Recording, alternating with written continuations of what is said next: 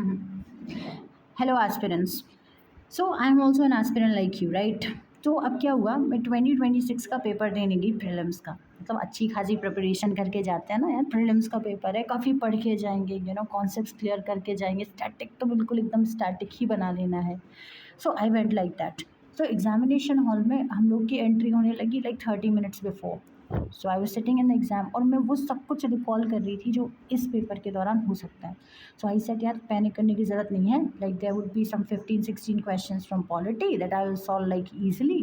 Then there would be some questions from economics, monetary policy committee, और GDP का year change हुआ था, पक्का ही क्वेश्चन है, मतलब प्रेडिक्शन लगा के चलते हैं ना, एक सीपीआई जीडीपी की मेथोलॉजी चेंज हुई, it can be an application based question. So I was like ready for it. Then came the geography portion which I prepared really well, मतलब मैपिंग भी मैंने बहुत सही से करी थी इस बार। सो नाउ व्हाट हैपेंड कि 5 मिनट से पहले मैं स्ट्रैटेजी बना रही थी ऐसे। तो अब जब पेपर आया ना, तो आई थॉट कि चलो यार पॉलिटी का करते हैं, क्योंकि यही बताया जाता है ना कि स्टार्टिंग के अगर कुछ क्वेश्चंस नहीं आए तो कोई बात नहीं, पैनिक नहीं करना है, you don't have to solve the whole paper. भाई ठीक है, मैंने पॉलिटी के सवाल ढूंढे, पॉलिटी के सवाल मैंने ढूंढते ढूंढते पूरा पेपर पलट दिया, मुझे दिखे ही नहीं स्टैंडर्ड पॉलिटी क्वेश्चंस जो आते थे। राइट नाउ व्हाट हैपेंड, तो मुझे थोड़ा-सा ऐसे लगा यार हो क्या रहा है मेरे साथ? शायद पेपर गलत आ गया, एक एक ऐसा इंट्यूशन था। मतलब फिर मैंने दोबारा देखा, मैं कह रही हूँ यार, मतलब ऐसे लग रहा था पॉलिटी को यूपीएससी ने आईयूसीएन की रेड लिस्ट में एक्सटेंड कैटेगरी में डाल दिया। मतलब ठीक है, एक होता है ना पेपर कठिन होना, जिस तरीके से 2023 का आया था, पर कम से कम सिलेबस में तो था चीज़ें, पैटर्न भी चेंज करो, कम से कम टाइम तो दो। There is a human brain and there are super computers, ठीक है, जो कि based on the technology that is upgraded. ठीक है, हमारा जो दिमाग है ना एक नॉर्मल ह्यूमन की तरह प्रोसेसिंग करता है, and the data they were feeding कि ये पूरे स्टेटमेंट्स हैं, यहाँ पे कुछ स्टेटमेंट्स हैं ना, 4 ऑप्शन यहाँ पे, what are you trying to do? And those were at least how many questions?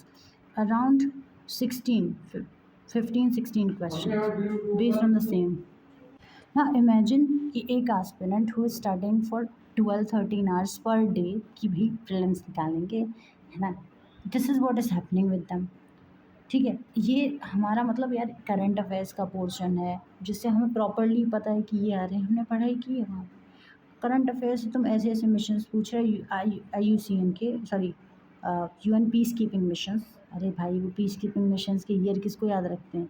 मुझे अपना डेट ऑफ बर्थ याद नहीं होता properly. What are you talking about? Then अब हो गया ये वाला पेपर, है ना? तो मैंने कहा ठीक है, and basically I am getting 50+ question right, and I attempted like 89 questions. So I don't no क्या होने वाला है, but this is what I did. अब पूछोगे 89 क्यों किया when the paper was tough? How would I know which is the basic question? The paper was tough, every question was unknown, so I just went with my gut and logic, and that's how I did it.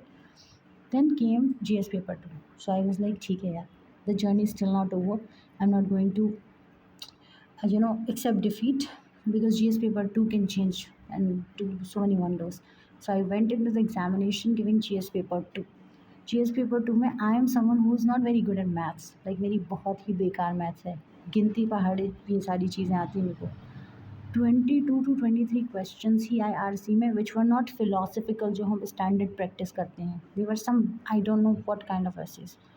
Then there was a communication, मतलब मुझे ये बता दो UPSC, जो आपने ethics का ये GS paper 1 में इंट्रोड्यूस किया एलिमेंट, और कम्युनिकेशन का जीएस पेपर 2 में, कि आपने जो इतना एलेबोरेट सिलेबस जो दे रखा है आपने प्रीलिम्स का, उसमें कहीं भी इन दोनों का मेंशन है? एटलीस्ट एक वर्ड ही डाल देते एग्जाम के पहले। Then there RC question I depend on, और भाई वो रैंडमली पता नहीं कैसे कैसे क्वेश्चन थे, देवर मैनेजेबल बट नॉट राइट। मतलब 27 कम से कम क्वेश्चन आते, तो एन एवरेज एस्पिरेंट जिसको नहीं आती है मैथ्स उतना कर लेता। Then there came some reasoning वगैरह के क्वेश्चन, क्वांट, जैसे मैंने बोला दे वर वेरी बैड, तो मैंने I could only select some 13, 14, 15 questions from those, and that they were so time consuming. अभी कोचिंग इंस्टीट्यूट्स की देख रहे हैं, वो 6 किलोमीटर नॉर्थ है, ईस्ट है, भाई वो खुद कंफ्यूज हैं, हम तो एग्जामिनेशन के प्रेशर में कंफ्यूज थे।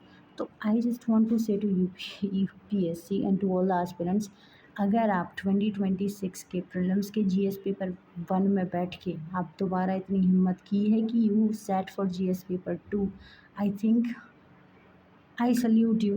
कोई करे नहीं करे और मैटर करे तुम्हारे लिए नहीं, but I salute you genuinely, because paper hard नहीं था, पेपर रैंडम था, अनएक्सपेक्टेडली रैंडम। और ये जो था, it is just a challenge to all those aspirants जो बहुत मेहनत करते हैं। And just imagine people who are giving their last attempt, I can't even imagine what they were going through. There is a passion, there's a dream, you just shattered it like it meant nothing. So I don't know what's going to happen. It will continue, कुछ भी होगा. But if you're testing our ethics and prelims, I think आपको prelims के syllabus में देना चाहिए. And you can remove ethics from mains.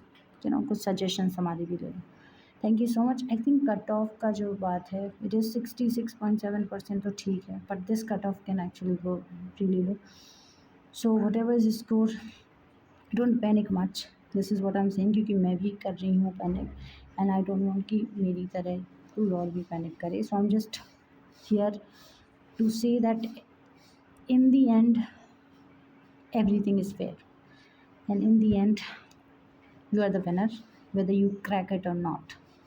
So always remember that, and you gave your 100%. Crack हुआ नहीं हुआ मतलब ही नहीं है भाई, बहुत मेहनत लगती है to choose this field and to come into it.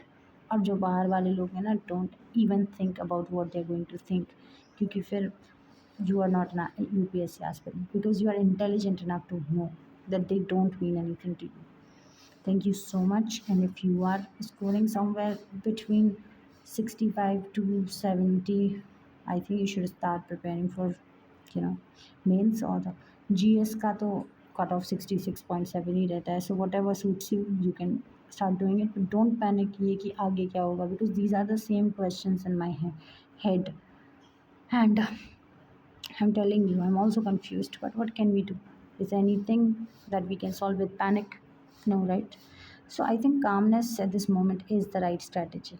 But we cannot stay calm, I know, but yeah, this is what we can do right now. We have to force ourselves to be strong. So thank you so much for listening, and best of luck for any endeavors that you do. Thank you.